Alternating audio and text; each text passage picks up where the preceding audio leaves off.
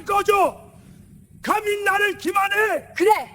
우리 사랑하는 사이에 억울하면 죽던가! 평생을 바쳐 일군 내 왕국 내 침실에서 벌어진 이 추악한 진실 앞에 저는 무너져 내렸습니다.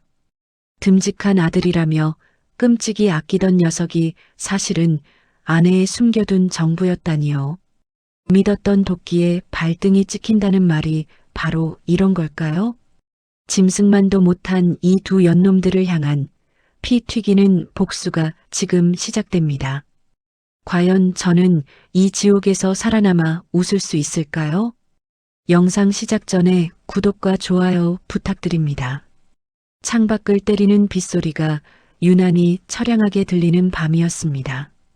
굵은 빗줄기가 통유리창을 사정없이 갈겨대는 소리를 들으며 저는 텅 빈 거실 소파에 홀로 앉아 싸늘하게 식어버린 찻잔만 만지작거리고 있었지요. 칠순을 바라보는 나이에 늦깎이 재혼을 했다는 사실만으로 동네방네 자랑하고 다녔던 저였습니다. 남들은 다 늙어서 무슨 주책이냐며 혀를 찼지만 제 앞에서는 회장님은 역시 능력도 좋으십니다라며 엄지손가락을 치켜세우곤 했으니까요. 20살이나 어린 아내 최마담, 그리고 그녀가 전 남편 사이에서 낳았다며 데려온 훤칠한 아들 민재까지. 겉으로 보기에 우리 가족은 그야말로 완벽한 그림 같았습니다.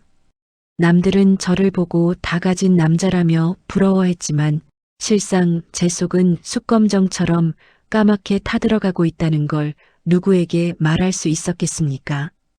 인생의 황혼기에 찾아온 이 달콤한 행복이 사실은 가장 끔찍한 악몽의 서막이었다는 것을 그때는 꿈에도 몰랐던 것이에요.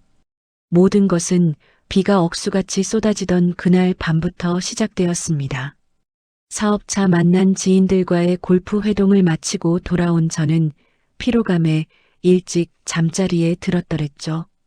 나이가 드니 조금만 무리해도 온몸이 쑤시고 결리는 건 어쩔 수 없었습니다.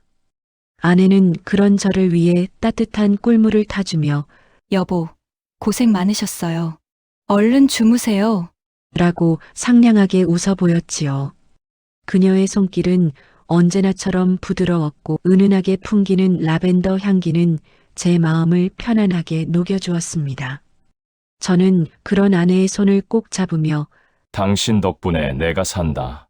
라고 말하곤 잠이 들었습니다. 그렇게 평온한 밤이 지나가는 줄만 알았습니다.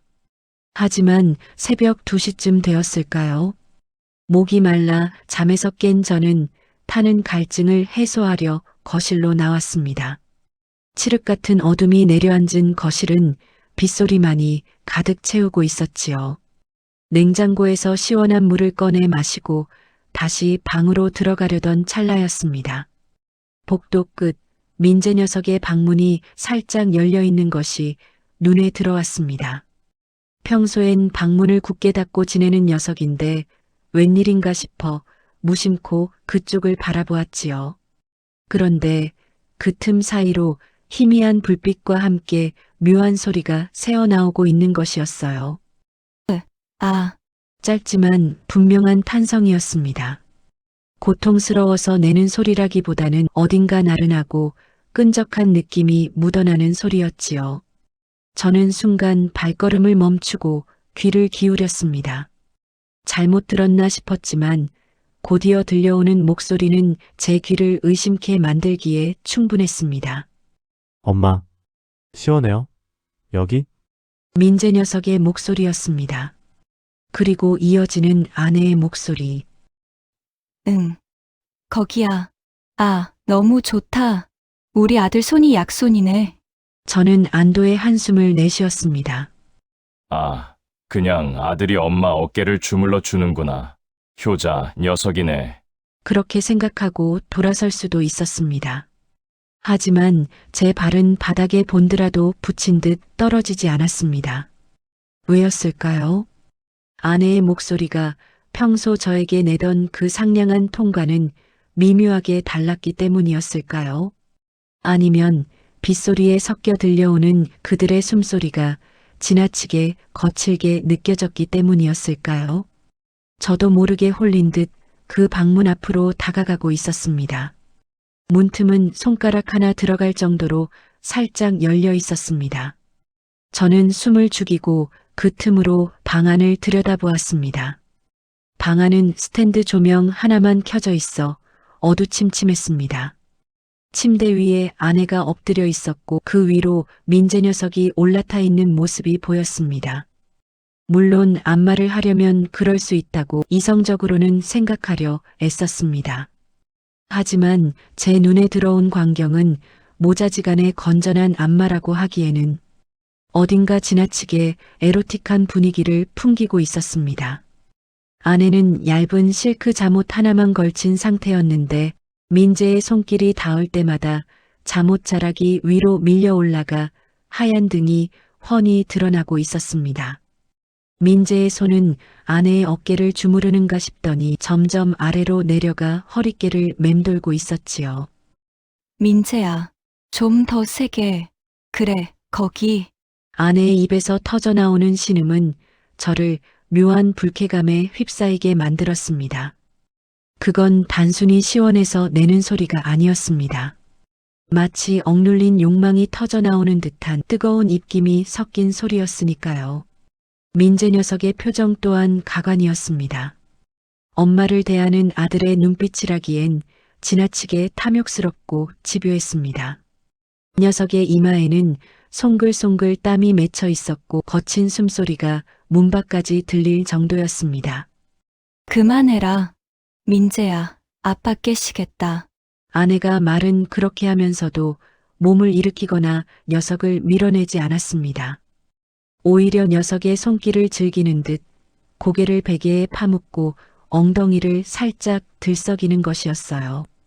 저는 그 순간 제 눈을 뽑아버리고 싶은 충동을 느꼈습니다. 설마 아니겠지. 내가 지금 무슨 상상을 하는 거야. 저 여자는 내 아내고 저 녀석은 내 아들이야. 피 한 방울 안 섞였다지만 엄연히 법적으로 가족인데. 스스로를 질책하며 고개를 저었지만 가슴 한구석에서 피어오르는 의심의 불씨는 쉽게 꺼지지 않았습니다. 저는 떨리는 손으로 방문 손잡이를 잡으려다 멈칫했습니다. 지금 문을 열고 들어가서 뭐하는 짓들이냐? 라고 소리칠 수도 있었습니다. 하지만 만약 제가 오해한 것이라면 그저 다정하게 안마를 주고받던 모자 사이를 늙은이의 망령든 의심으로 갈라놓는 꼴이 될 수도 있었습니다. 게다가 녀석들은 옷을 벗고 있지도 않았고 직접적인 행위를 하는 것도 아니었으니까요. 그저 분위기가 이상할 뿐이었습니다. 심증은 있는데 물증이 없는 딱 그런 상황이었지요. 엄마 피부가 왜 이렇게 고와요? 나 진짜 미치겠네. 그때 민재 녀석의 입에서 충격적인 말이 튀어나왔습니다. 피부가 곱다니 미치겠다니. 아들에게서 엄마를 향해 나올 수 있는 말이라곤 도저히 믿기지 않았습니다. 심장이 쿵쾅거리며 요동치기 시작했습니다. 식은땀이 등줄기를 타고 흘러내렸습니다. 얘는 무슨 소리야? 징그럽게. 아내가 짐진 나무라는 듯 말했지만 그 목소리에는 웃음기가 섞여 있었습니다. 싫지 않다는, 아니 오히려 그 칭찬을 즐기고 있다는 뉘앙스가 역력했지요. 민재는 아내의 허리 라인을 따라 손을 훑어내리더니 아내의 귀에 얼굴을 바짝 갖다 대고 누워라 속삭였습니다. 빗소리 때문에 정확한 내용은 들리지 않았지만 아내의 몸이 움찔하며 반응하는 것은 똑똑히 볼 수 있었습니다. 저는 더 이상 그 역겨운 광경을 지켜볼 수 없어 뒷걸음질 쳤습니다. 다리에 힘이 풀려 주저앉을 뻔한 것을 벽을 짚으며 간신히 버텨냈지요. 비틀거리는 걸음으로 안방으로 돌아온 저는 침대에 걸터앉아 가쁜 숨을 몰아쉬었습니다. 머릿속이 하얗게 변해버려 아무런 생각도 나지 않았습니다. 그저 멍하니 허공만 바라보며 방금 제가 본 것이 환영이기를 간절히 바랄 뿐이었어요. 잠시 후 거실에서 인기척이 들려왔습니다. 민재 방에서 나온 아내가 안방으로 들어오는 소리였습니다. 저는 급히 침대에 누워 자는 척을 했습니다. 심장이 터질 것 같았지만 이불을 머리 끝까지 뒤집어 쓰고 억지로 코를 고는 신용을 했지요. 방문이 조심스럽게 열리고 아내의 발자국 소리가 침대 쪽으로 다가왔습니다. 여보, 주무세요? 아내가 나직하게 불렀지만 저는 대답하지 않았습니다. 아내는 잠시 서 있다가 제 옆자리에 조심스럽게 누웠습니다. 그런데 그때였습니다. 아내의 몸에서 훅 끼쳐오는 냄새가 제 코를 찔렀습니다. 그것은 평소 아내가 쓰던 라벤더 바디로션 향기가 아니었습니다. 알싸하고 시원한 분명 남자의 스킨 냄새였습니다. 그것도 아주 익숙한 민재 녀석이 즐겨 쓰는 그 브랜드의 향기였지요. 순간 온몸에 소름이 돋았습니다. 녀석의 방에서 대체 무슨 짓을 했기에 아들의 스킨 냄새가 엄마의 몸에서 나는 걸까요? 단순히 안마만 했다면 냄새가 올물리 만무했습니다. 서로의 살이 닿고 땀이 섞이고 깊게 밀착하지 않고서는 배일 수 없는 진한 향기였습니다. 저는 이불 속에서 주먹을 불끈 쥐었습니다. 손톱이 손바닥을 파고들어 피가 날 것 같았지만 그 고통조차 느껴지지 않았습니다. 다음 날 아침 식탁에 마주 앉은 세 사람 사이에는 묘한 정적이 흘렀습니다. 아내는 평소처럼 생글거리며 제 밥 위에 반찬을 올려주었고 민재 녀석도 아버지 안녕히 주무셨어요? 라며 깍듯하게 인사를 건넸습니다. 겉으로 보기엔 아무런 변화가 없는 평화로운 아침 풍경이었습니다. 하지만 제 눈에는 두 사람의 행동 하나하나가 거슬리기 시작했습니다. 여보, 오늘 국이 참 시원하네요. 민재 너도 많이 먹어라. 제가 짐짓 아무렇지 않은 척 말을 건네자 아내가 눈웃음을 치며 대답했습니다. 그럼요. 당신 위해서 새벽부터 끓인 건데요. 많이 드시고 힘내세요. 힘내라니. 어젯밤 녀석의 방에서 뒹굴고 온 여자가 할 소리인가 싶어 헛구역질이 올라올 뻔했습니다. 그때 민재가 숟가락을 내려놓으며 아내를 빤히 쳐다보더군요. 엄마, 근데 목에 그게 뭐예요? 벌레 물렸어요? 민재의 말에 아내가 화들짝 놀라며 목덜미를 감싸쥐었습니다. 어제 모기가 있었나 봐. 가렵네. 아내는 황급히 셔츠깃을 세워 목을 가렸습니다. 하지만 저는 순간적으로 보았습니다. 아내의 하얀 목덜미에 선명하게 찍혀 있는 붉은 자국을요. 그건 모기에 물린 자국이 아니었습니다. 누군가 격렬하게 빨아들인 명백한 키스 마크였습니다. 제 심장이 덜컥 내려앉았습니다. 어젯밤 제가 잠든 사이에 또 무슨 일이 있었던 걸까요? 아니면 제가 방문을 닫고 나온 그 직후에 벌어진 일일까요? 밥알이 모래알처럼 씹혀 도저히 넘길 수가 없었습니다. 저는 숟가락을 탁 내려놓으며 자리에서 일어났습니다. 속이 안 좋아서 먼저 일어나마. 어머, 여보. 어디 아프세요? 체하셨나? 아내가 걱정스러운 표정으로 다가오려 했지만 저는 손을 들어 제지했습니다. 지금 그녀의 손이 닿으면 당장이라도 소리를 지를 것만 같았으니까요. 아니, 좀 쉬면 괜찮아질 거야. 신경 쓰지 마라. 저는 도망치듯 서재로 들어와 문을 잠갔습니다. 그리고 의자에 주저앉아 떨리는 손으로 담배를 꺼내 물었습니다. 70평생 산전수전 다 겪으며 살아온 저였습니다. 사업하면서 수많은 배신과 모략을 겪어봤지만 지금 느끼는 이 감정은 차원이 달랐습니다. 가장 믿었던 내 집, 내 침실이 더러운 욕망의 배설구로 변해버렸다는 사실에 치가 떨렸습니다. 확인해야 한다. 내 눈으로 똑똑히 확인해야 해. 심증은 굳어졌지만 놈들을 확실하게 쳐내려면 움직일 수 없는 증거가 필요했습니다. 섣불리 나섰다가는 오히려 의처증 환자로 몰려 위자료나 뜯기고 쫓겨날 수도 있는 노릇이었으니까요. 놈들은 젊고 영악했습니다. 늙은 제가 감정적으로 대응해서 이길 수 있는 상대가 아니었습니다. 저는 깊게 숨을 들이마시며 마음을 다잡았습니다. 냉정해져야 한다. 저 짐승들을 잡으려면 내가 더 독해져야 한다. 그날 오후 저는 아내와 민재가 외출한 틈을 타 집안을 뒤지기 시작했습니다.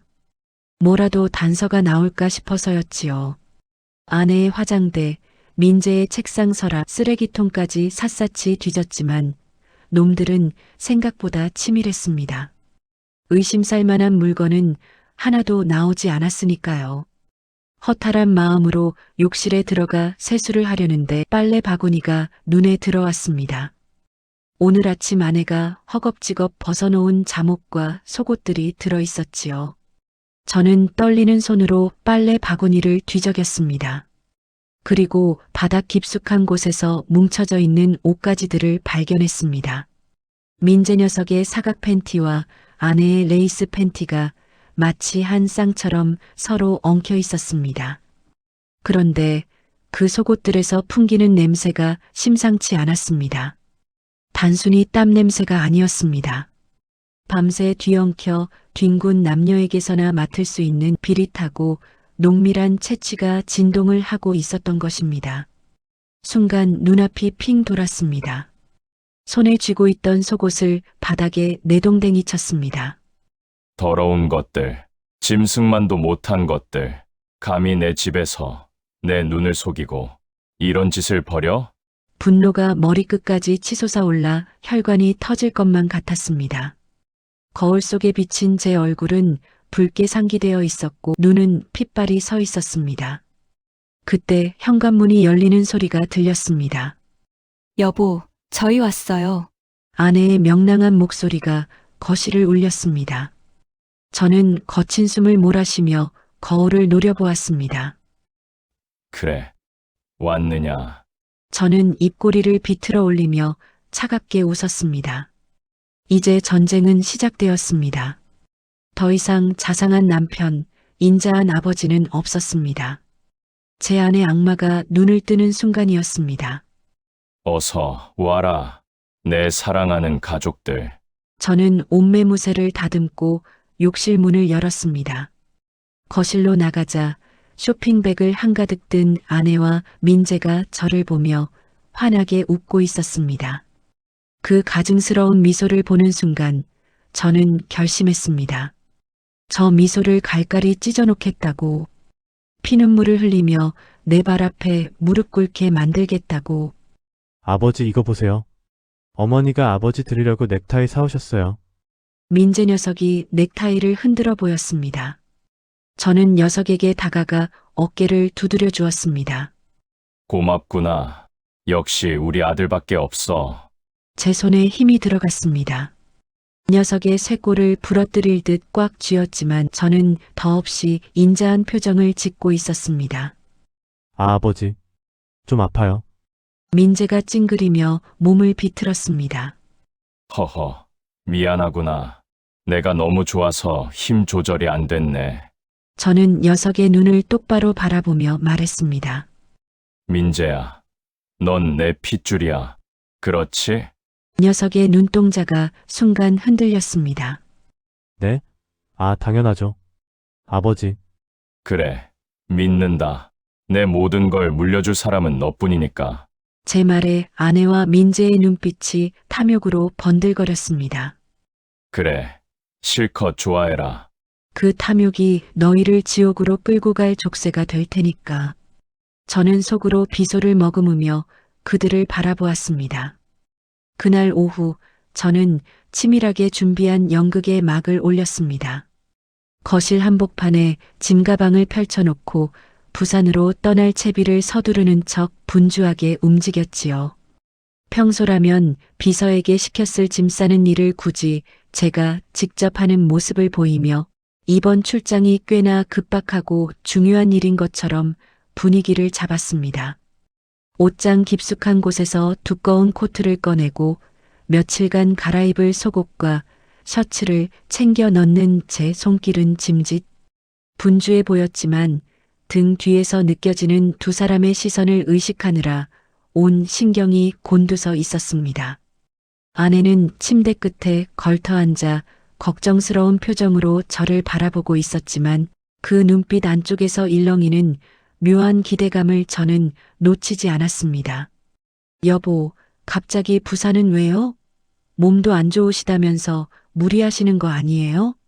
아내가 건네는 말은 더없이 다정했습니다. 마치 남편의 건강을 끔찍이 생각하는 현모양처의 목소리였지요.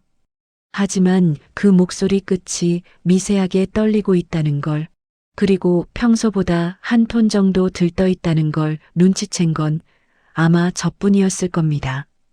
저는 짐가방 지퍼를 거칠게 채우며 짐짓 짜증 섞인 한숨을 내쉬었습니다. 어쩔 수가 없어. 부산 쪽 개발건 때문에 급하게 내려가 봐야 해.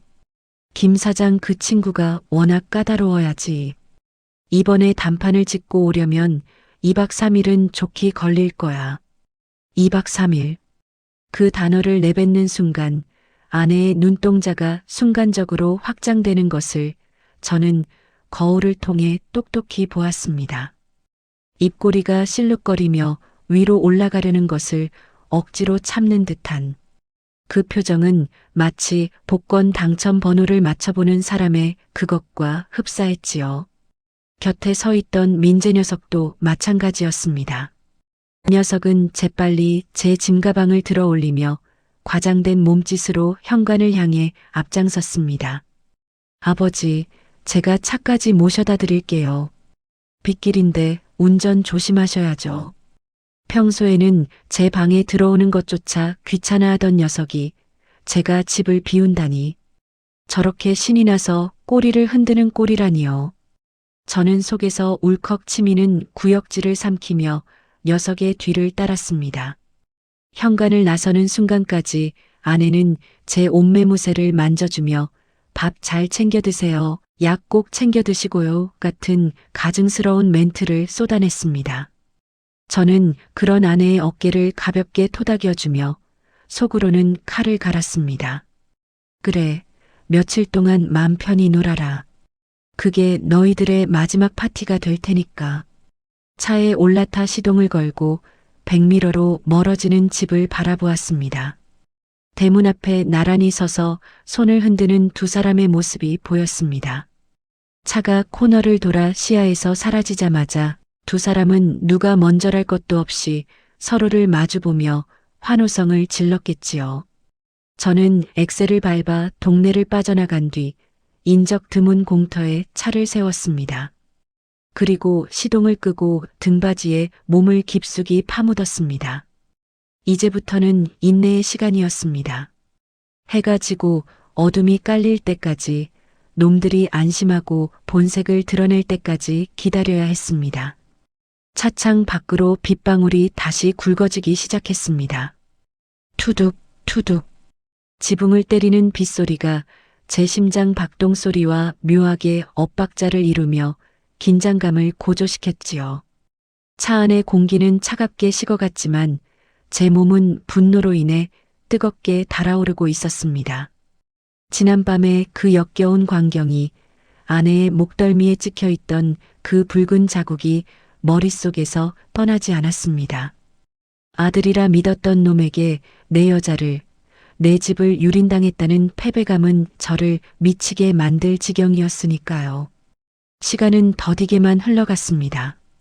핸드폰 시계를 수십 번도 더 확인하고 나서야 비로소 주위가 완벽한 어둠에 잠겼습니다.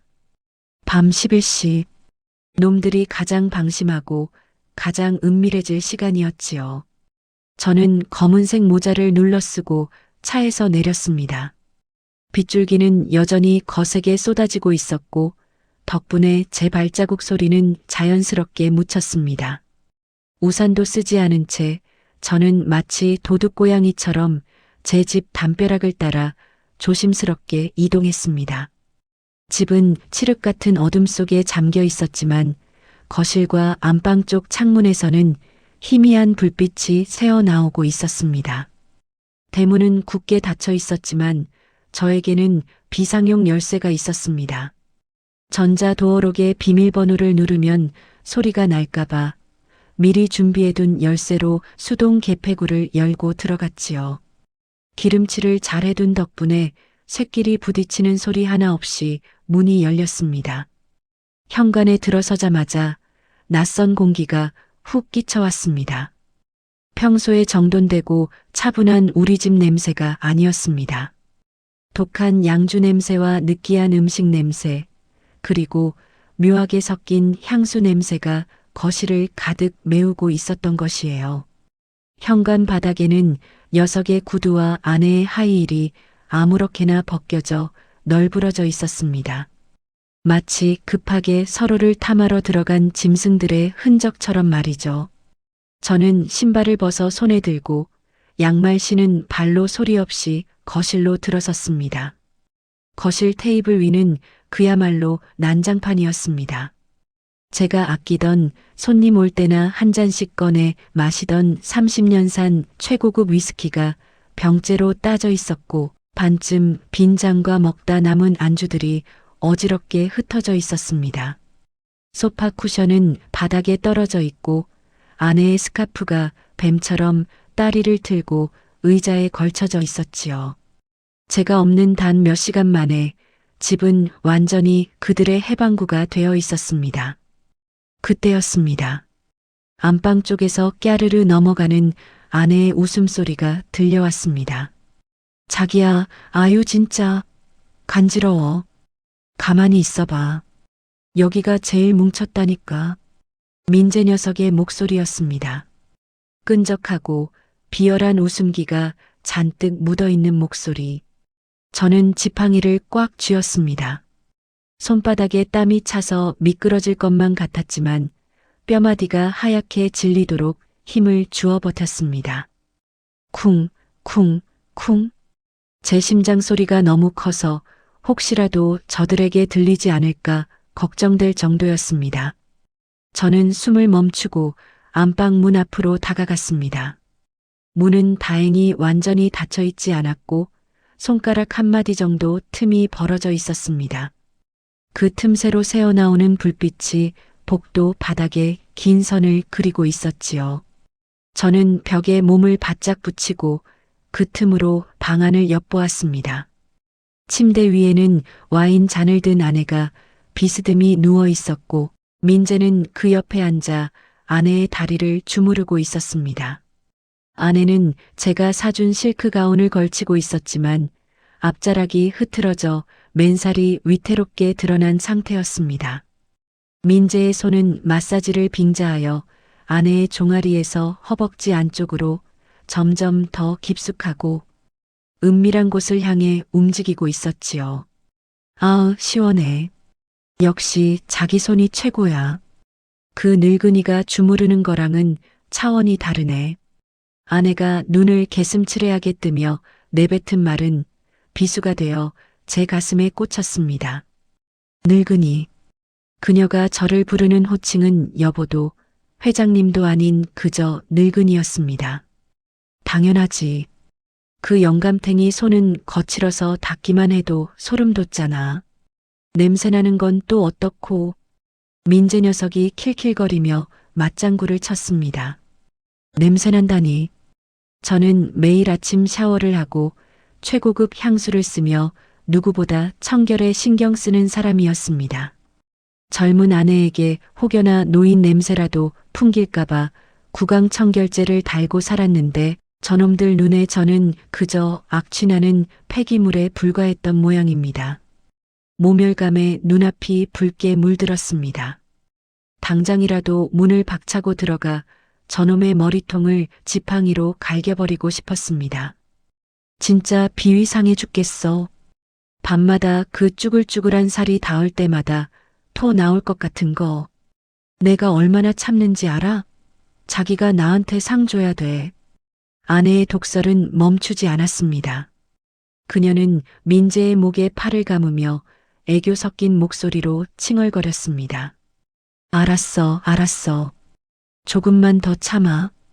그 영감, 요즘 약 기운 때문에 정신 오락가락하잖아. 내가 주는 비타민 잘 챙겨 먹이고 있지? 민재의 말에 제 귀가 번쩍 뜨였습니다.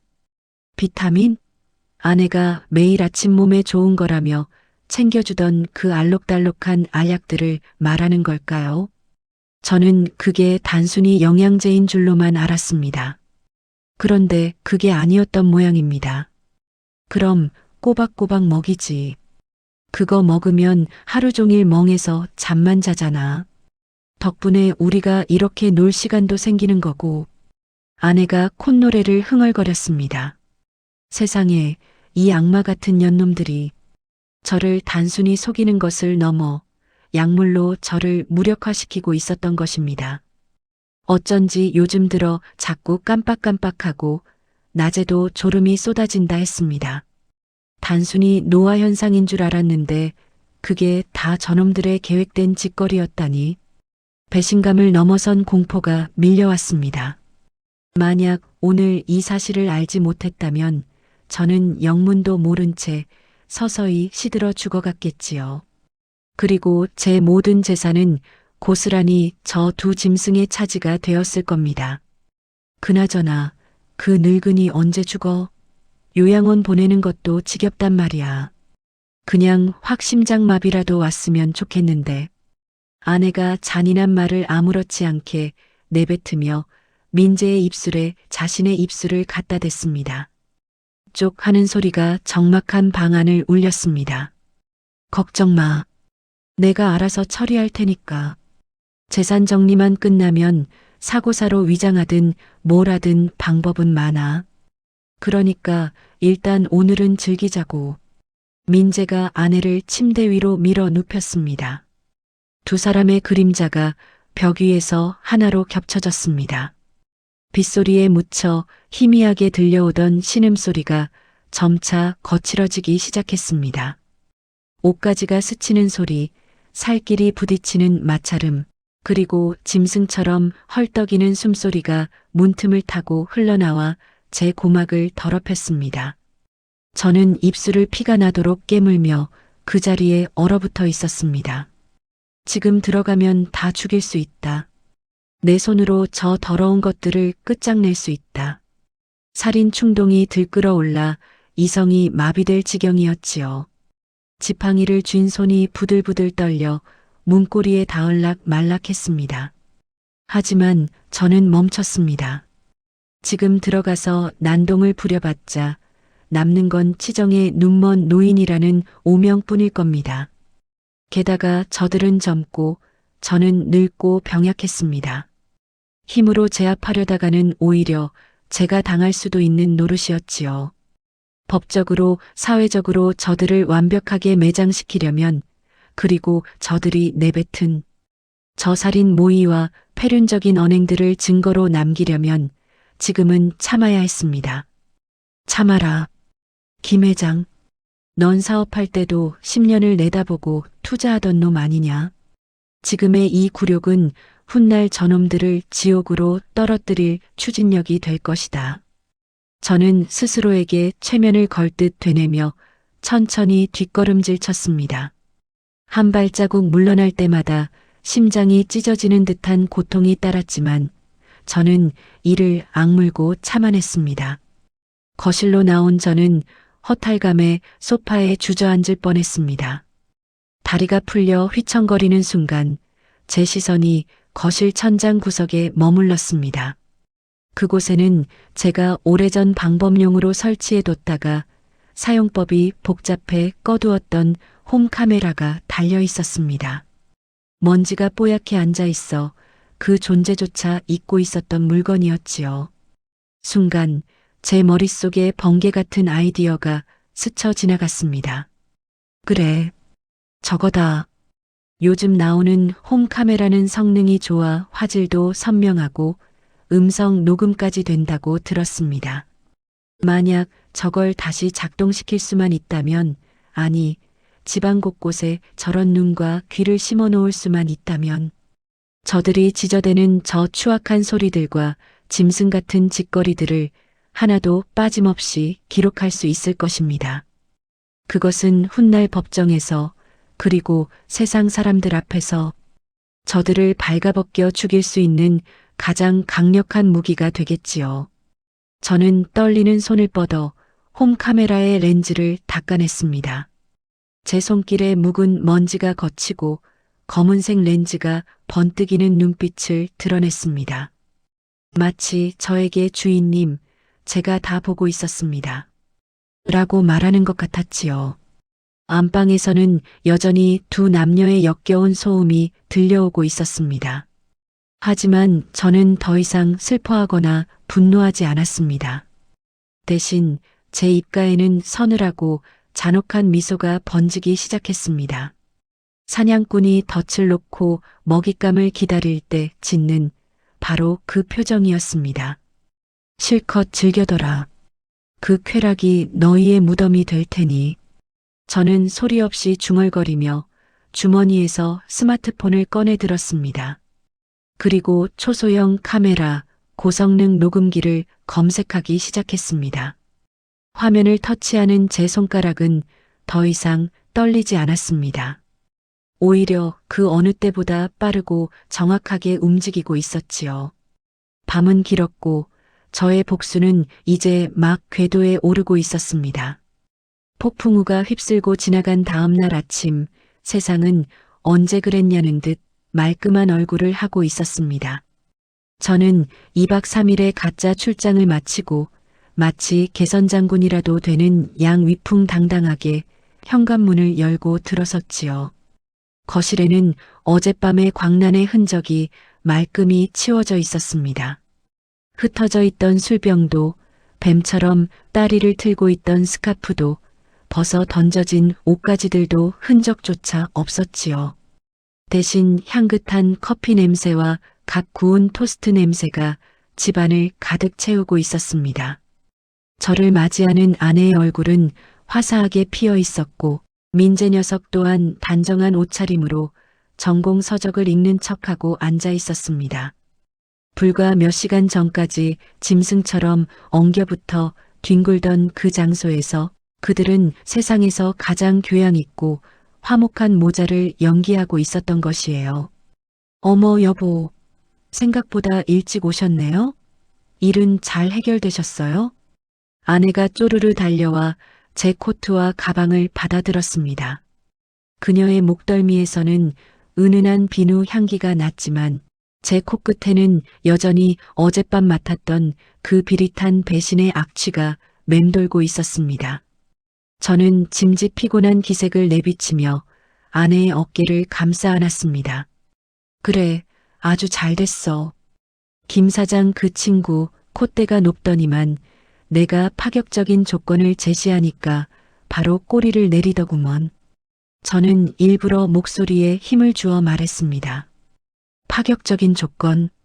그 단어에 민재 녀석의 귀가 쫑긋하는 게 보였습니다. 아버지, 고생 많으셨습니다. 차 한 잔 드릴까요? 민재가 싹싹하게 물어왔습니다. 저는 소파에 깊숙이 몸을 파묻으며 고개를 끄덕였습니다. 녀석이 주방으로 들어가는 뒷모습을 보며 저는 속으로 차가운 웃음을 삼켰습니다. 이제 슬슬 미끼를 던질 차례였지요. 식탁에 마주 앉은 세 사람. 저는 찻잔을 내려놓으며 짐짓 심각한 표정으로 입을 열었습니다.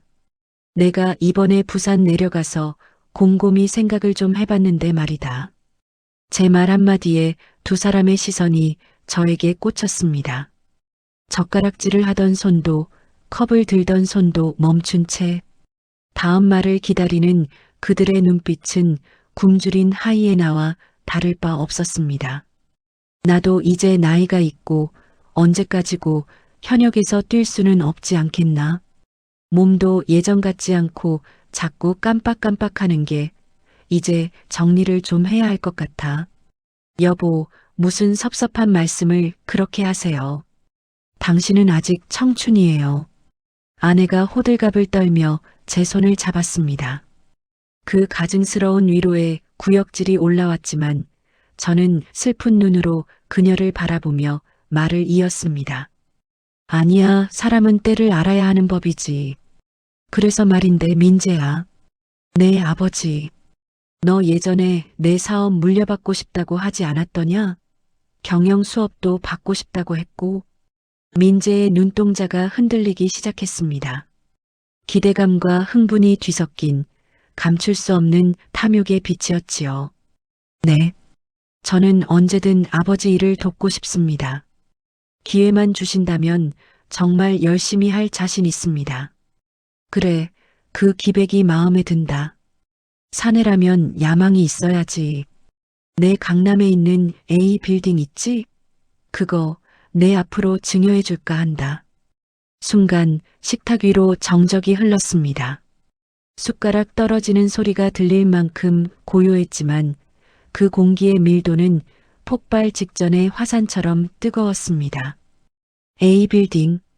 시가 500억이 넘는 제 재산 목록 중에서도 알짜배기 중에 알짜배기였습니다.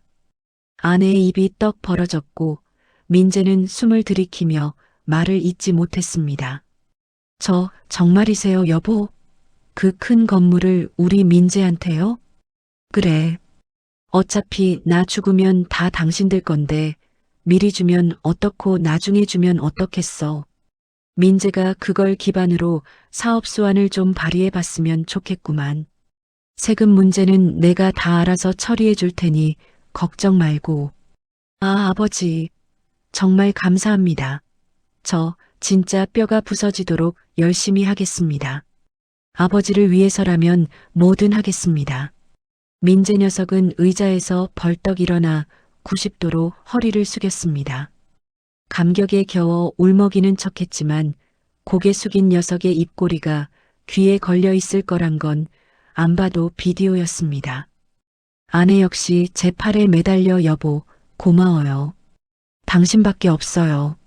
라며 교태를 부렸습니다. 그들의 환호성은 마치 승전보를 울리는 나팔 소리 같았지만 제 귀에는 지옥으로 가는 장송곡처럼 들렸지요. 그래, 그래. 대신 절차가 좀 복잡해. 친자 관계가 아니다 보니 서류 준비할 것도 많고 유전자 검사 기록 같은 것도 형식적으로 필요할 수 있어. 법적으로 확실하게 해둬야 나중에 탈이 없으니까.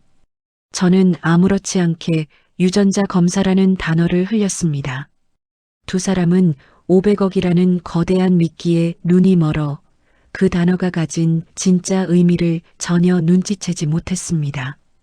아, 네. 당연하죠. 필요한 건 뭐든 말씀만 하세요. 제가 다 준비하겠습니다. 민재는 그저 재산을 받는다는 사실에 흥분해 고개를 끄덕였습니다. 멍청한 놈.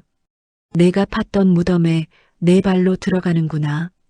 그날 밤 저는 안방 화장실에 들어가 민재 녀석이 쓰던 칫솔을 챙겼습니다. 그리고 녀석의 방 베개에 붙어있던 머리카락 몇 올도 조심스럽게 수거해 지퍼백에 담았지요.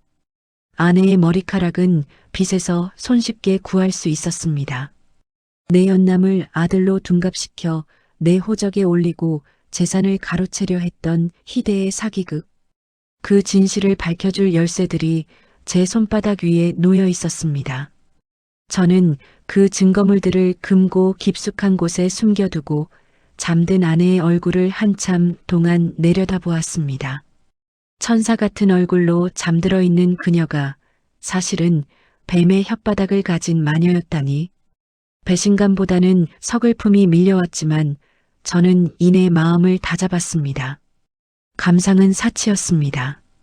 지금은 오직 냉철한 이성만이 필요할 때였으니까요. 이틀 뒤 저는 비밀리에 의뢰했던 유전자 검사 결과를 받아들었습니다. 제 집무실 책상 위에 놓인 하얀 봉투. 그 안에 들어있는 종이 한 장이 저 두 사람의 운명을 결정지을 판결문이었습니다. 떨리는 손으로 봉투를 뜯고 서류를 꺼내 들었습니다. 검사 결과 불일치 친생자 관계 성립하지 않음. 예상은 했지만 막상 눈으로 확인하니 머리를 한 대 얻어맞은 듯한 충격이었습니다. 아내와 민재, 두 사람은 생물학적으로 아무런 관련이 없는 타인이었습니다. 엄마와 아들이 아니라 그저 돈을 노리고 뭉친 사기꾼 커플, 아니 더러운 내연 관계였던 것입니다. 하하. 저도 모르게 헛웃음이 터져 나왔습니다. 기가 막히고 코가 막힐 노릇이었지요. 20년 넘게 사업 바닥에서 구르며 사람 보는 눈 하나는 자신 있다고 자부했건만 제 안방에서 이런 삼류막장 드라마가 찍히고 있었다니요. 제 인생 전체가 부정당하는 기분이었습니다. 하지만 그 허탈함은 곧 끓어오르는 분노로 그리고 차가운 복수심으로 바뀌었습니다. 그래, 니들 정체가 이거였구나. 생판 남인 놈을 아들이라고 속여서 내 집에 들여. 그리고 밤마다 내 눈을 피해 뒹굴어. 저는 서류를 구겨버리고 싶은 충동을 억누르며 다시 봉투에 곱게 넣어 금고에 보관했습니다. 이제 명분은 확실해졌습니다. 이것은 단순한 이혼 소송감이 아니었습니다. 사기, 횡령, 그리고 사문서 위조까지 놈들을 사회에서 완벽하게 매장시킬 수 있는 핵폭탄 버튼을 제가 쥐게 된 것이었어요. 저는 곧바로 평소 신임하던 김 변호사를 호출했습니다.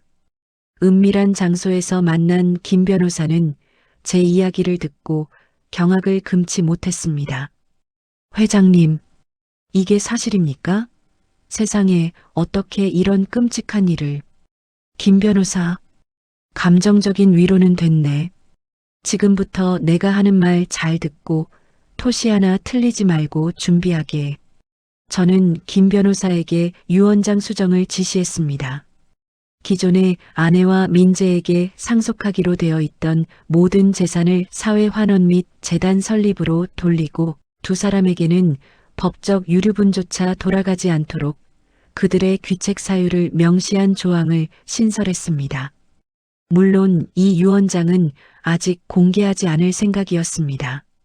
놈들이 가장 높은 곳에서 추락할 때 그때 터트려야 제맛일 테니까요. 그리고 저는 IT 보안업체에서 일하는 후배를 불렀습니다. 집안 전체를 감시할 수 있게 세팅해줘. 쥐새끼 한 마리 빠져나가지 못하게.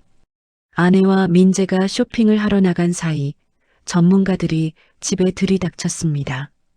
거실 샹들리에 위, 안방 화장대 거울 뒤, 주방 식탁 밑, 그리고 민재의 방 액자 뒤까지. 육안으로는 절대 식별할 수 없는 초소형 카메라와 고성능 마이크가 집안 곳곳에 심어졌습니다. 이제 이 집은 저만의 거대한 스튜디오가 되었습니다. 놈들이 어디서 무엇을 하든 무슨 말을 속삭이든 제 손바닥 안에서 생중계되는 시스템이 갖춰진 것이지요. 설치를 마치고 전문가들이 철수한 뒤 저는 서재에 앉아 태블릿 PC를 켰습니다. 화면 분할된 창 속에 거실, 주방, 안방, 민재방이 한눈에 들어왔습니다. 화질은 소름 끼칠 정도로 선명했고 음질 또한 숨소리까지 잡아낼 정도로 깨끗했습니다. 자, 이제 쇼를 시작해볼까? 저녁이 되자 두 사람이 돌아왔습니다. 양손 가득 명품 쇼핑백을 든 채 콧노래를 부르며 들어오는 모습이 화면 속에 고스란히 잡혔습니다. 자기야, 이거 봐. 아버지한테 건물 받으면 우리 차부터 바꾸자. 그 늙은이가 타던 벤츠 촌스러워서 못하겠어. 민재가 소파에 털썩 주저앉으며 떠들었습니다. 그럼 당연하지. 아, 그리고 나 그동안 못 갔던 유럽 여행도 갈 거야. 1등석 타고 5성급 호텔만 다니면서 3년 동안 그 영감 비위 맞추느라 내가 얼마나 고생했는데 보상받아야지. 아내가 민재의 무릎 위에 앉으며 녀석의 목을 끌어안았습니다. 저는 서재 모니터 너머로 그 꼴을 지켜보며 주먹을 꽉 쥐었습니다. 3년. 그녀에게 저와의 결혼 생활은 그저 고생이고 비위 맞추는 일에 불과했습니다. 저는 그녀를 진심으로 사랑했고 아꼈는데 그녀에게 저는 그저 빨리 죽어야 할 돈주머니였을 뿐이었습니다. 그날 밤 저는 일찍 잠자리에 드는 척했습니다. 여보, 오늘 너무 피곤하네. 먼저 들어갈게. 네, 주무세요. 저는 민재랑 과일 좀 깎아 먹고 들어갈게요. 아내의 목소리는 여전히 상냥했지만 저는 알고 있었습니다. 제가 문을 닫고 들어가는 순간 그녀의 표정이 어떻게 변할지를요. 침대에 누운 저는 베개 밑에 숨겨둔 태블릿을 꺼내 이어폰을 꽂았습니다. 화면 속 거실에는 두 사람이 과일을 먹여주며 히히덕거리고 있었습니다. 영감 잤어? 응, 코 고는 소리 들리잖아. 약 기운 돌았나 봐. 아내는 제 방문 쪽을 흘끔 보더니 민재의 손을 이끌고 녀석의 방으로 향했습니다. 오늘은 자기가 해줘. 나 어깨 결려. 알았어. 서비스 확실하게 해줄게. 대신 나중에 건물 받으면 내 지분 더 챙겨주는 거다. 아이 참, 우리 사이에 무슨 지분 타령이야. 다 자기 거지. 두 사람은 민재의 방으로 사라졌고 잠시 후 민재 방에 설치된 카메라 화면이 켜졌습니다. 침대 위에 걸터앉은 아내와 그 뒤에서 아내의 오단으로 손을 집어넣는 민재의 모습이 적나라하게 비쳤습니다. 직접적인 노출은 없었지만 아내의 흐트러진 머리카락과 붉게 달아오른 얼굴, 그리고 민재의 탐욕스러운 손길은 그들이 지금 무슨 짓을 벌이려는지 너무나 명확하게 보여주고 있었지요. 아, 자기야, 문 잠갔어? 걱정 마. 그 늙은이 한번 잠들면 업어가도 몰라. 민재가 킬킬거리며 아내를 침대 위로 눕혔습니다. 화면 속에서 두 사람의 그림자가 뒤엉키기 시작했습니다. 이어폰을 통해 들려오는 그들의 거친 호흡 소리와 마찰음, 그리고 낮 뜨거운 신음소리가 제 고막을 찔러댔습니다. 아, 좋아. 민재야. 내 이름을 그렇게 좀 불러주지 그랬어. 당신이 내 이름 한 번이라도 저렇게 애타게 불러본 적이 있었나? 저는 화면 속의 역겨운 행위를 바라보며 협탁 위에 놓인 위스키 잔을 집어들었습니다. 독한 술이 목구멍을 타고 내려가며 타들어가는 듯한 통증을 주었지만 가슴 속의 울분보다는 덜했습니다. 눈앞에서 벌어지는 아내와 가짜 아들의 불륜 행각. 이것은 더 이상 의심이 아닌 명백한 팩트였습니다. 저는 녹화 버튼이 제대로 눌려 있는지 다시 한번 확인했습니다. 빨간색 레코딩 표시가 깜빡거리는 것을 보며 저는 묘한 안도감과 함께 잔인한 쾌감을 느꼈습니다. 그래, 더 해라. 더 지저대고 더 뒹굴어라. 그 모든 몸짓과 소리가 너희를 옥죄는 사슬이 될 테니까. 화면 속 민재가 아내의 귀에 대고 속삭였습니다. 우리 엄마 오늘따라 더 예쁘네. 진짜 내 엄마면 어쩔 뻔했어? 미친놈 말하는 것 좀 봐. 그래서 싫어? 아니, 좋아서 미치겠다고. 남들 눈에는 모자지간 침대 위에서는 연인. 이거 완전 짜릿하잖아. 두 사람의 패륜적인 대화가 고스란히 녹음되고 있었습니다. 저는 눈을 감고 그 소리를 들으며 다가올 파멸의 날을 머릿속으로 그리기 시작했습니다. 제 생일 파티, 그 화려한 무대 위에서 이 영상이 대형 스크린에 띄워질 때 사람들의 경악하는 표정과 사색이 될 두 사람의 얼굴. 상상만으로도 짜릿한 전율이 등줄기를 타고 흘렀습니다. 밤은 깊어가고 밖에는 다시 추적추적 비가 내리기 시작했습니다. 저는 어둠 속에서 홀로 깨어 제 침실이 아닌 낯선 남자의 방에서 쾌락에 몸부림치는 아내를 지켜보았습니다. 손에 쥔 위스키 잔이 위태롭게 흔들렸지만 제 눈빛만은 그 어느 때보다 차갑게 가라앉아 있었습니다. 이제 준비는 끝났습니다. 덫은 놓였고 쥐새끼들은 제 발로 걸어들어와 치즈를 탐하고 있었습니다. 남은 것은 덫을 닫아버릴 타이밍뿐이었지요. 화면 속 두 사람의 움직임이 멈추고 나른한 대화가 이어질 때쯤 저는 조용히 이어폰을 뺐습니다. 그리고 태블릿을 끄고 천장을 올려다보았습니다. 조금만 기다려라. 내 생일날 아주 잊지 못할 불꽃놀이를 보여줄 테니. 어둠 속에서 저의 낮은 웃음소리가 공허하게 울려 퍼졌습니다. 복수의 서막은 끝났고 이제 진짜 쇼가 시작될 차례였습니다. 드디어 결전의 날이 밝았습니다. 제 칠순 생일 파티가 열리는 날이자 내 인생에 기생하던 2마리 짐승을 도살장으로 끌고 가는 날이었지요.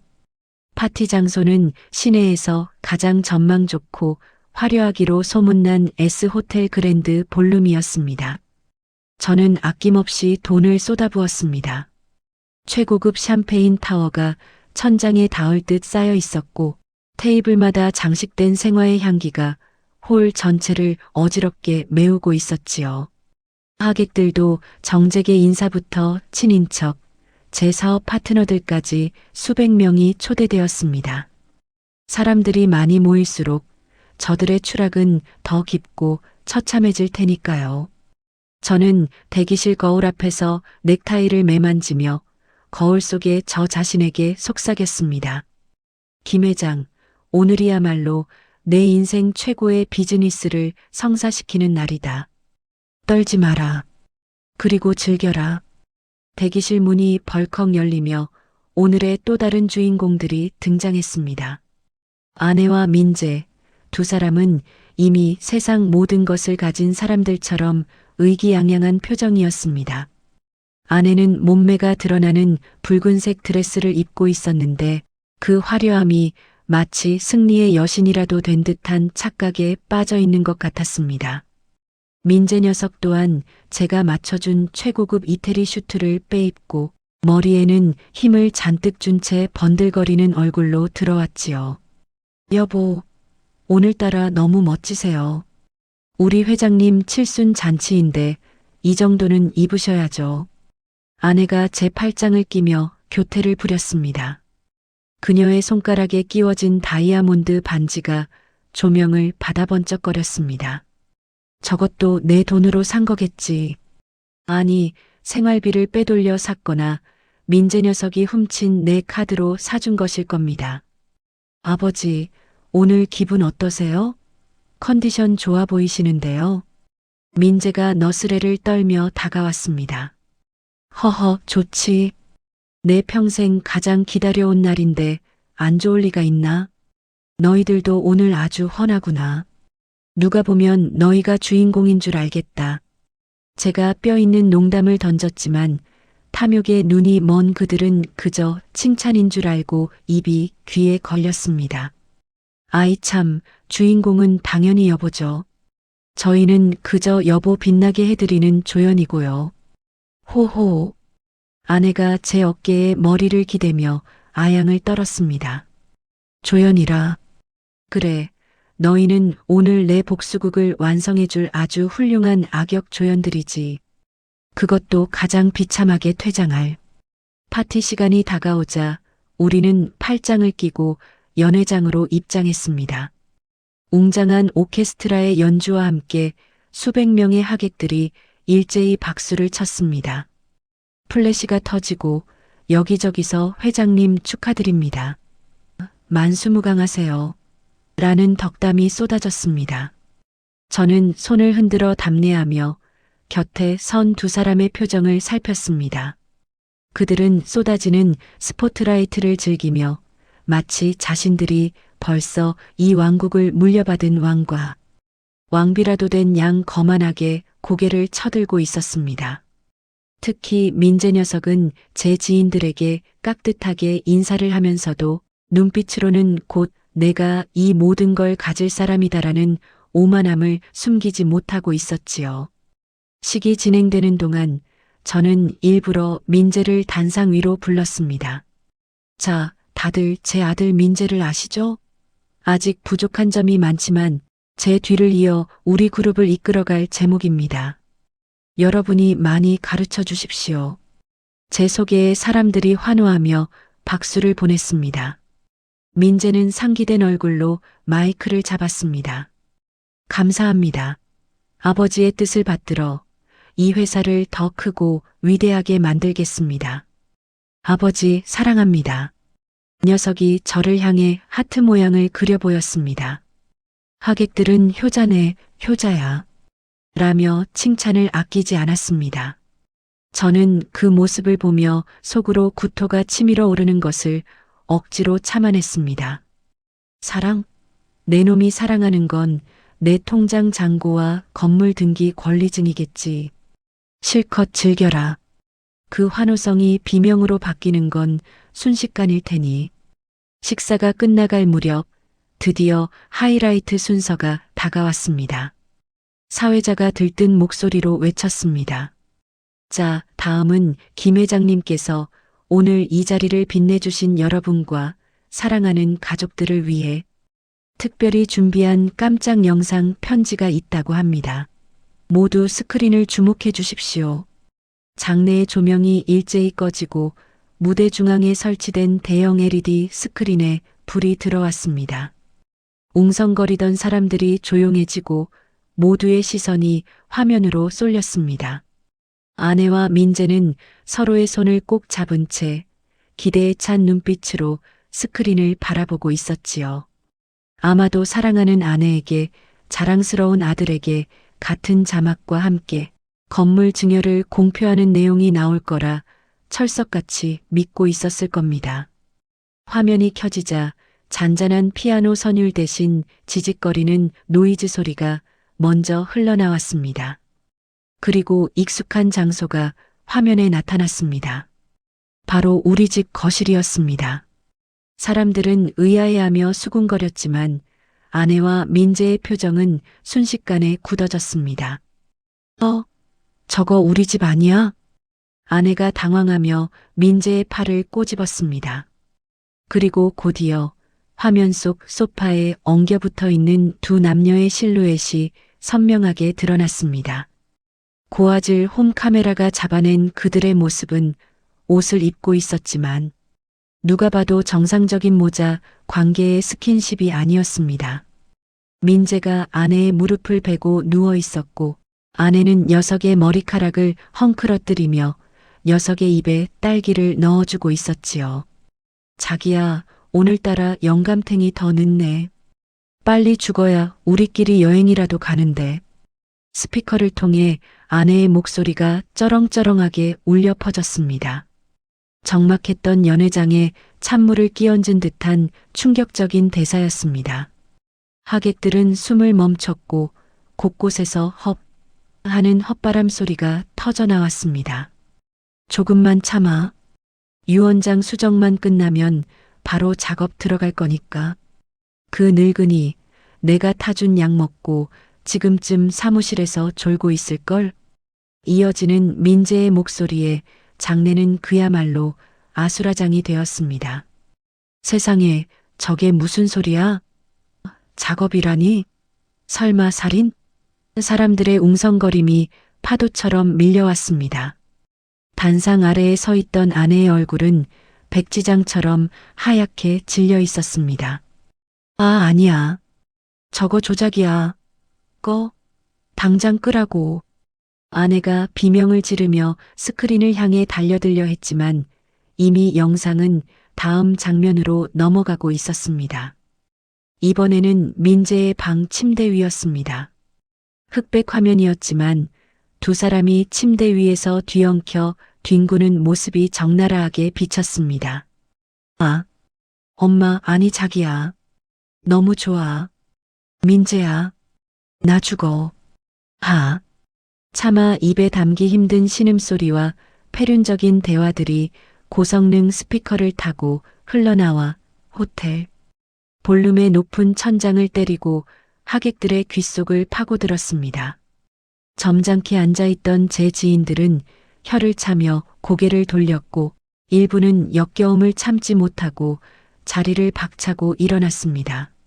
민재는 다리에 힘이 풀렸는지 그 자리에 주저앉아 벌벌 떨고 있었습니다. 이거 몰래카메라예요. 아버지가 조작하신 거라고요. 녀석이 악을 쓰며 변명했지만 그 목소리는 스크린에서 흘러나오는 자신의 목소리에 묻혀 아무런 힘도 발휘하지 못했습니다. 저는 천천히 단상 위로 걸어 올라갔습니다. 그리고 마이크를 잡았습니다. 조작이라. 과연 그럴까? 제 목소리에 영상이 멈추고 스크린에는 새로운 이미지가 떴습니다. 바로 유전자 검사 결과지였습니다. 검체 어긴 민재와 검체 비최수연의 친자관계 성립 가능성 0%. 빨간색으로 굵게 찍힌 불일치라는 글자가 화면을 가득 채웠습니다. 여러분, 보시다시피 이 두 사람은 모자 관계가 아닙니다.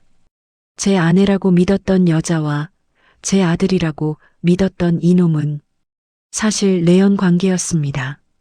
생판 남인 놈을 데려와 아들이라 속이고 제 재산을 가로채기 위해 3년 동안 저를 기만하고 심지어 약물을 써서 저를 서서히 죽이려 했습니다. 제 말 한마디 한마디가 판결문처럼 내려꽂혔습니다.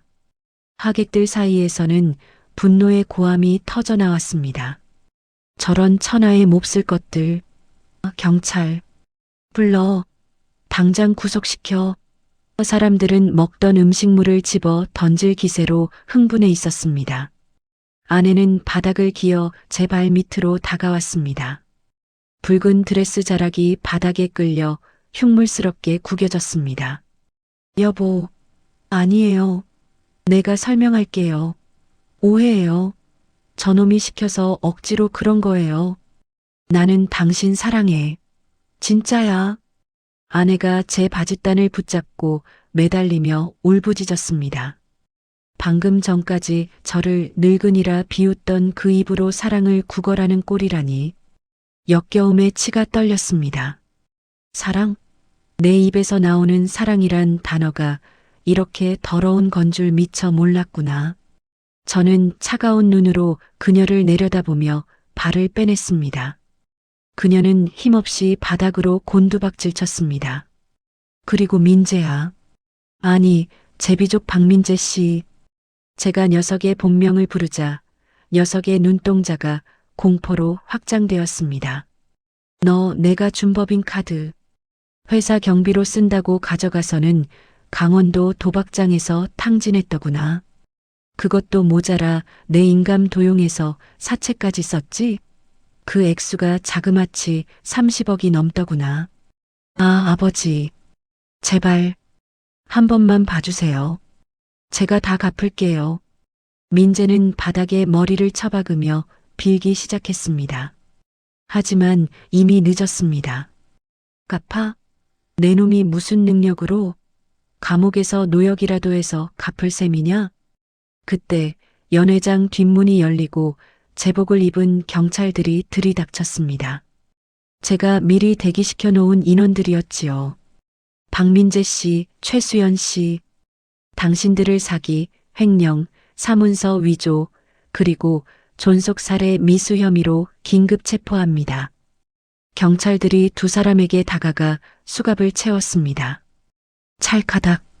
차가운 금소금이 울려 퍼지자 아내는 비명을 지르며 발버둥 쳤습니다. 이거 내가 누군 줄 알아. 나 김 회장 사모님이야. 여보, 말 좀 해봐요. 저 사람들 좀 말려봐요.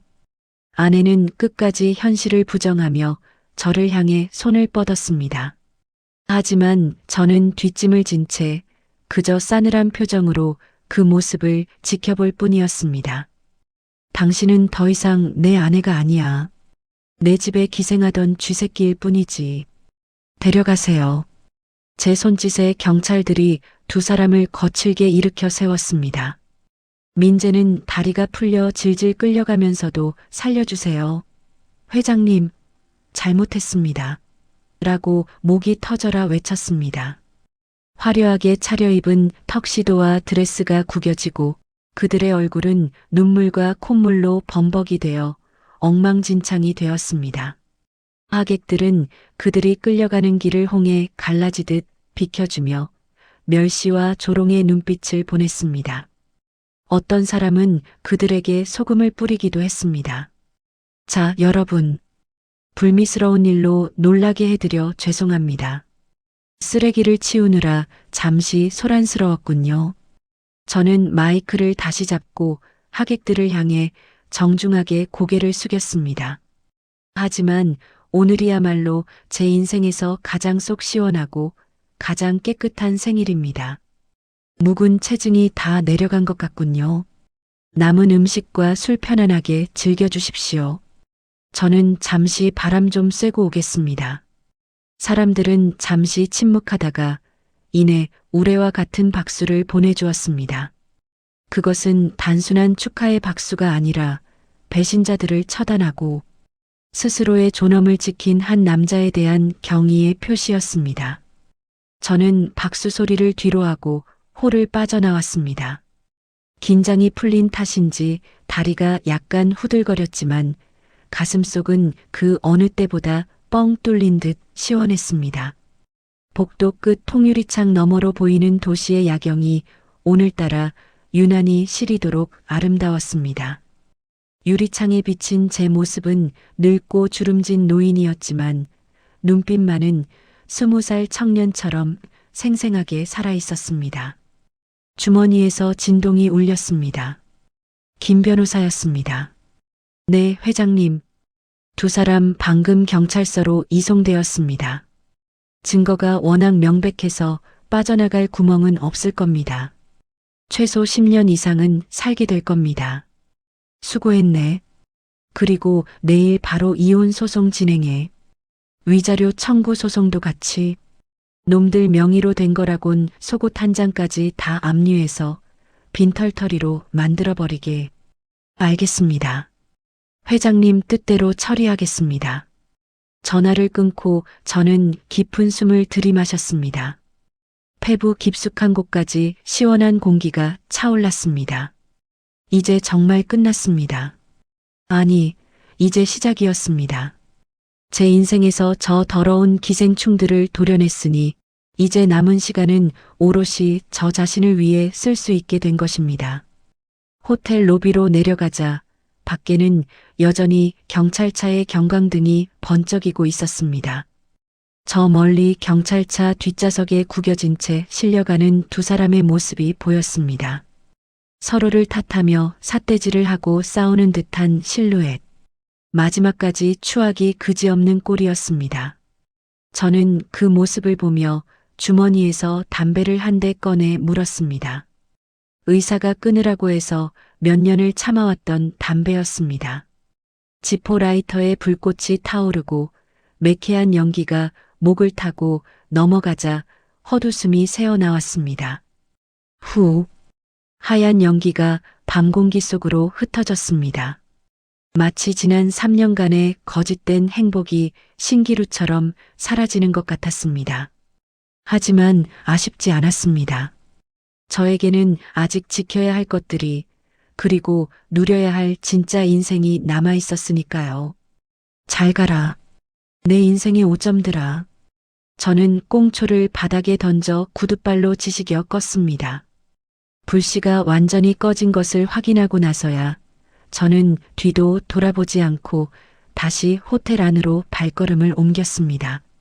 제 발걸음 소리가 대리석 바닥을 울리며 또각또각 경쾌하게 울려 퍼졌습니다. 그것은 승리자의 행진곡이었습니다. 화려했던 생일 파티가 끝나고 며칠 뒤 저는 텅 빈 저택의 거실 한복판에 홀로 서 있었습니다. 수백 명의 하객이 빠져나가고 거짓된 웃음을 흘리던 두 마리의 짐승마저 사라진 집은 적막강산 그 자체였지요. 창밖에는 며칠째 비가 내리고 있었고 그 빗소리가 마치 제 지난 3년의 오물을 씻어내려는 듯 거세게 들려오고 있었습니다. 경찰서에서의 조사는 예상보다 훨씬 더 추잡하고 치졸하게 진행되고 있다는 소식을 김 변호사를 통해 전해 들었습니다. 사랑하는 사이라며 죽고 못 살던 두 연놈이 막상 유치장 신세가 되자 서로에게 모든 죄를 뒤집어 씌우며 물어뜯고 싸우고 있다는 것이었어요. 회장님, 아주 가관입니다. 최수연 씨는 박민재가 시켜서 어쩔 수 없이 한 일이라며 가정폭력 피해자 코스프레를 하고 있고요. 박민재는 최수연이 기획하고 자신은 꼭두각시였을 뿐이라며 선처를 호소하고 있습니다. 그토록 절절했던 사랑이 수갑 앞에서는 휴지 조각만도 못한 게 되더군요. 김 변호사의 보고를 들으며 저는 씁쓸한 웃음을 지었습니다. 그럴 줄 알았습니다. 그들의 사랑은 애초에 돈이라는 숙주에 기생하는 곰팡이 같은 것이었으니 숙주가 사라지면 자연스레 말라비틀어질 운명이었던 것이지요. 저는 비서들을 시켜 집안 대청소를 지시했습니다. 놈들의 손때가 묻은 모든 것을 폐기 처분하라는 명령이었어요. 아니, 그 여자가 쓰던 화장대, 명품 가방, 옷가지들이 마당 한 구석에 산처럼 쌓였습니다. 민재 녀석이 쓰던 최고급 오디오와 게임기, 그리고 녀석이 제 아들 행세를 하며 입고 다녔던 슈트들도 가차없이 쓰레기 더미 위로 던져졌지요. 그 중에서도 제가 가장 먼저 버리라고 한 것은 바로 안방 침대였습니다. 제 눈을 피해 놈들이 뒹굴며 더럽혔던 그 침대를 보는 것만으로도 살이 떨리는 혐오감이 밀려왔기 때문이에요. 인부들이 끙끙대며 매트리스를 들어 나르는 모습을 보며 저는 비로소 가슴 한구석에 맺혀있던 응어리가 조금씩 풀리는 것을 느꼈습니다. 다 태워버려. 흔적도 남기지 말고. 제 지시에 따라 마당 한가운데서 불길이 치솟았습니다. 매캐한 연기와 함께 제 인생의 오점들이 검은 재가 되어 허공으로 흩어졌습니다. 타오르는 불꽃을 바라보며 저는 위스키 한 잔을 입에 털어 넣었습니다. 독한 술이 식도를 타고 내려가며 짜릿한 해방감을 선사했습니다. 이제야 비로소 이 거대한 집이 온전히 저만의 성으로 돌아온 기분이었지요. 그날 밤이었습니다. 천둥 번개가 치며 폭우가 쏟아지던 늦은 시각, 인터폰이 요란하게 울려대기 시작했습니다. 이 시간에 올 사람이 없는데 누구인가 싶어 화면을 켜본 저는 헛웃음을 터뜨릴 수밖에 없었습니다. 화면 속에는 비에 쫄딱 젖은 생쥐꼴을 한 두 남녀가 대문 앞에 매달려 있었으니까요. 바로 최수연과 박민재였습니다. 불구속 수사 원칙에 따라 잠시 풀려난 모양인데 이미 모든 재산이 압류되고 오갈 데가 없어지자 염치불구하고 다시 이곳을 찾아온 것이 분명했습니다. 여보, 문 좀 열어줘요. 나갈 데가 없어. 제발. 최수연이 대문을 두드리며 악을 쓰고 있었습니다. 화장은 빗물에 번져서 눈 주위가 검게 물들었고 헝클어진 머리카락은 미역 줄기처럼 얼굴에 달라붙어 있어 며칠 전 파티장에서 보았던 그 화려한 사모님은 온데간데 없었지요. 옆에 서 있는 민재 녀석 또한 처량하기 그지없었습니다. 녀석은 추위에 덜덜 떨며 대문에 이마를 받고 흐느끼고 있었습니다. 아버지, 아니 회장님, 잘못했습니다. 한 번만 용서해 주시면 평생 종처럼 살겠습니다. 제발 문 좀 열어주세요. 저는 와인 잔을 든 채 안락 의자에 앉아 그 모습을 감상했습니다. 마치 잘 짜인 비극 영화의 한 장면을 보는 듯한 기분이었습니다.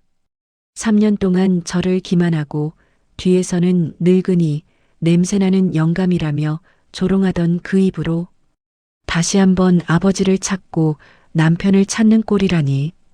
인간의 바닥이 어디까지인지 확인시켜주는 더없이 훌륭한 교보제였습니다. 저는 천천히 수화기를 들고 마이크 버튼을 눌렀습니다. 거기 누구쇼? 내 집에는 그런 거지들이 살지 않는데. 제 목소리가 스피커를 통해 나가자 두 사람은 화들짝 놀라며 카메라에 얼굴을 들이밀었습니다. 여보, 나야 수연이. 내가 잘못했어. 잠깐 정신이 나갔었나 봐. 당신 없으면 나 못 살아. 비가 이렇게 오는데 문만이라도 열어줘요. 네. 회장님, 저 민재입니다. 제가 그 돈 다 갚겠습니다. 막노동이라도 해서 갚을 테니 제발 신고만 취하해 주세요. 그들의 애원은 처절했습니다. 하지만 제 마음은 차갑게 식어버린 지 오래였습니다. 동정심? 연민? 그런 사치스러운 감정은 저들에게 어울리지 않았습니다. 저들은 제가 문을 열어주는 순간 언제 그랬냐는 듯 다시 제 목을 물어뜯을 독사들이었으니까요. 잘 듣거라. 너희에게 줄 자비는 경찰서에서 충분히 베풀었다. 내 집 문지방을 넘을 생각일랑 말고 그 길로 한강 다리 밑이라도 찾아보거라. 거기가 너희 분수에 딱 맞는 스위트룸일 테니. 여보, 당신 정말 이렇게 매정할 거야? 우리가 함께한 세월이 얼만데. 아내가 악을 쓰며 대문을 발로 찼습니다. 함께한 세월? 너희가 내 등 뒤에서 칼을 꽂을 궁리를 하던 그 세월 말인가? 착각하지 마라. 너희와 나 사이엔 이제 법적인 처벌과 손해배상 청구서만 남아있을 뿐이다.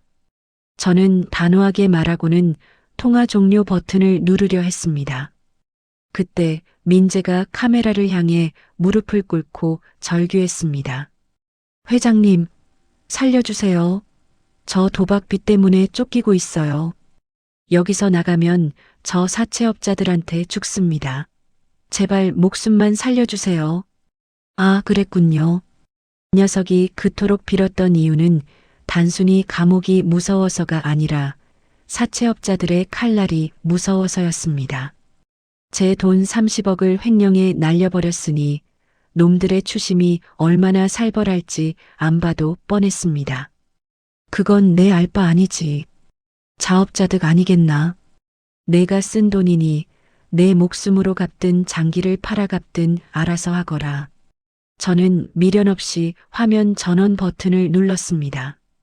팟 하고 화면이 꺼지며 거실은 다시 고요한 어둠에 잠겼습니다.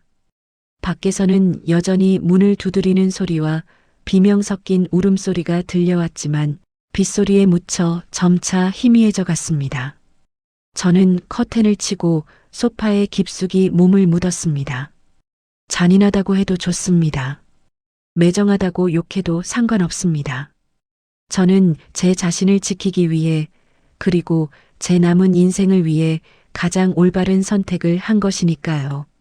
황제는 반역자에게 고개를 숙이지 않는 법입니다. 다음 날 저는 김 변호사를 대동하고 공증 사무실을 찾았습니다. 그리고 제 전 재산에 대한 처분 계획을 확정 지었습니다. 회장님, 정말 다 기부하실 생각입니까?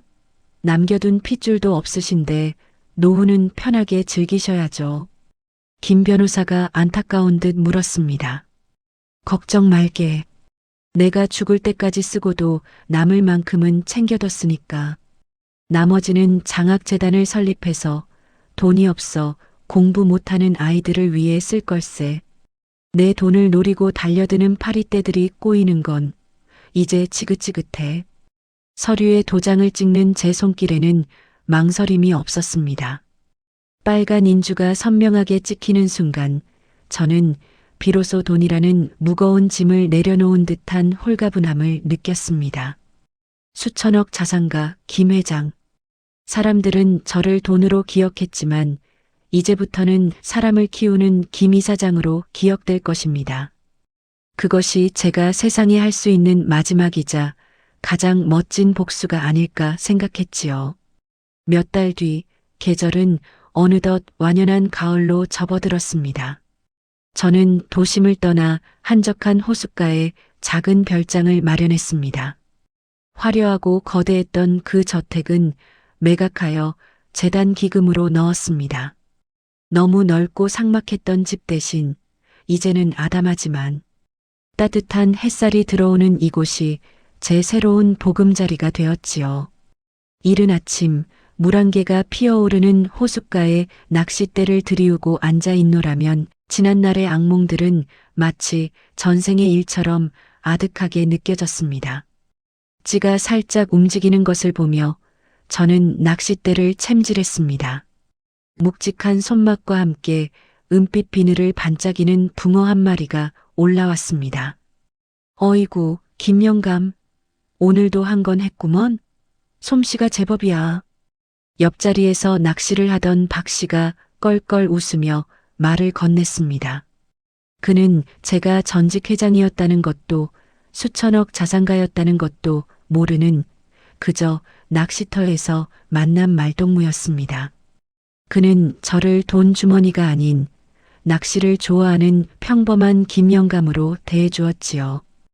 허허, 운이 좋았지. 자네는 좀 잡았나? 말도 마. 오늘은 영 공치네. 이따 매운탕이나 같이 끓여 먹자고. 내가 소주 한 병 가져왔으니까. 좋지. 내 붕어도 보태겠네. 소박한 대화, 꾸밈 없는 웃음. 제가 그토록 갈망했지만 돈에 파묻혀 보지 못했던 진짜 행복이 바로 여기에 있었습니다. 아내의 가식적인 애교보다, 민재의 탐욕스러운 아부보다, 박 씨의 투박한 농담. 한마디가 훨씬 더 제 마음을 따뜻하게 채워주었지요. 저는 잡은 붕어를 다시 물속으로 놓아주었습니다. 녀석은 잠시 어리둥절한 듯 하더니 이내 힘차게 꼬리를 치며 깊은 물속으로 사라졌습니다. 자유롭게 헤엄쳐가는 그 모습을 보며 저는 제 자신을 보았습니다. 그래, 이제 진짜 내 인생이다. 누군가의 남편도, 누군가의 아버지도, 누군가의 회장님도 아닌 오롯이 나 자신으로 사는 살. 지난 60년 동안 앞만 보고 달려오느라 놓쳤던 풍경들이 비로소 눈에 들어오기 시작했습니다. 호수의 윤슬이 보석처럼 반짝이고 스쳐 지나가는 바람이 제 뺨을 부드럽게 어루만졌습니다. 경찰서에 수감된 최수영과 박민재는 곧 재판을 받고 긴 징역살이를 하게 될 것입니다. 듣자 하니 사채업자들이 감옥까지 찾아와 영치금은커녕 옥바라지해줄 사람도 없는 그들을 괴롭히고 있다고 하더군요. 하지만 이제 그들의 소식은 제게 날씨 뉴스만큼도 중요하지 않았습니다. 그들은 제 인생이라는 책에 찢겨나간 페이지일 뿐이니까요. 저는 낚시 의자에 깊게 기대어 앉아 하늘을 올려다보았습니다. 구름 한 점 없이 맑고 푸른 가을 하늘이 드넓게 펼쳐져 있었습니다. 가슴 깊은 곳에서 뜨거운 것이 올라왔습니다. 그것은 슬픔도 회한도 아니었습니다. 살아있다는 벅찬 감동이었습니다. 저는 카메라를 향해, 아니 세상 모든 5070 남성들을 향해 씩 웃어 보였습니다. 주름진 눈가에 웃음이 번지고 제 눈동자는 그 어느 때보다 총명하게 빛나고 있었습니다. 인생은 60부터라고들 하지요. 틀린 말입니다. 인생은 나를 옥죄던 짐을 벗어던지고 온전한 나를 마주한 바로 그 순간부터 시작되는 것입니다. 자, 이제 월척을 낚으러 가볼까?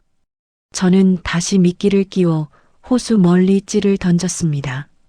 포물선을 그리며 날아가는 찌가 물 위에 안착하고 잔잔한 파문이 일었습니다.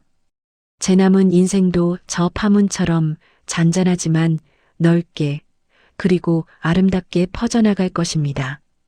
저는 낚싯대를 고쳐 잡으며 혼잣말로 중얼거렸습니다. 인생, 지금부터야. 화면에 제 환한 미소가 클로즈업 되면서 잔잔한 음악과 함께 엔딩 크레딧이 올라가기 시작했습니다.